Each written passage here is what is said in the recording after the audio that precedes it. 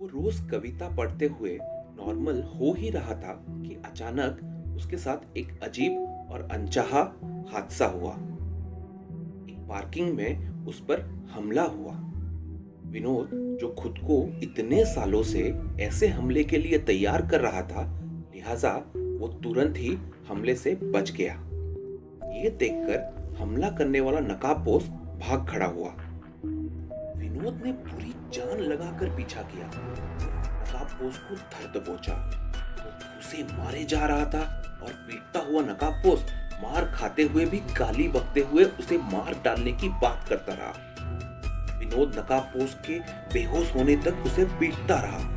उसने इतने सालों से अपने अंदर जो जहर इकट्ठा कर रखा था, वो उसकी एक एक बूंद निकाल देना चाहता था। तत्पश्चात उसने पुलिस को फोन किया। पुलिस आकर जब नकाबपोश को ले जाने लगी तो उसका अपने हत्यारे को देखने का मन हुआ। नकाबपोश का नकाब उतरते ही उसके पैरों तले से जमीन खिसक गई। वो मात्र 14-15 साल का एक बच्चा था। इसके डर ने मेरी जिंदगी के 15 साल छीन लिए। वो एक बच्चा है। ये मुझे तब से डरा रहा है जब से वो पैदा भी नहीं हुआ था। सोचते हुए विनोद पूरी तरह से हिल गया। वो फौरन अपने पिता के पास गया और पिता से वजह पूछी। जवाब वही पुराना घिसा पिटा मिला, खानदानी दुश्मनी। कुछ दिनों बाद जब टीवी पर कसाब दिखाया जा रहा था, कसाब को देख सुनकर वो विनोद घबरा गया। वो फौरन पुलिस के पास गया। जब वो पुलिस स्टेशन पहुंचा तब इंस्पेक्टर ने उसे बताया कि आपके पिता ठीक थे। ये आपके खानदानी शत्रु भूप सिंह का ही पोता है। आपको जान से मारने के एक लौते इरादे से ही आपके पास आया था। इसके साथ ही विनोद ने पूछा, इसके कोई साथी हैं क्या?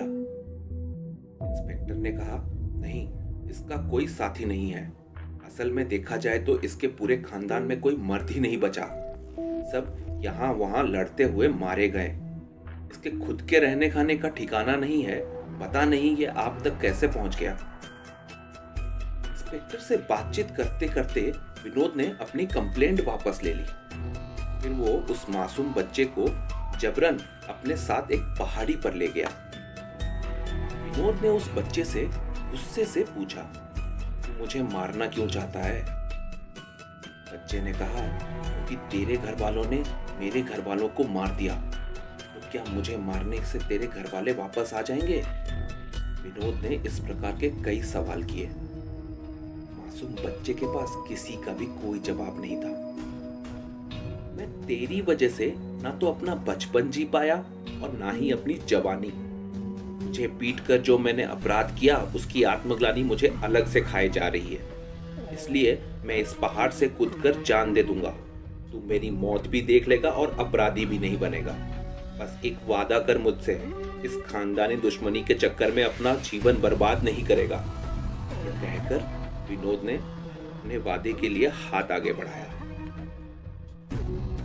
मासूम बच्चे को कुछ समझ ही नहीं आ रहा था कि वो क्या करे। उसके साथ ऐसे इंसानों वाली बातचीत कभी किसी ने नहीं की थी। असल में उससे बातचीत ही किसी ने नहीं की थी।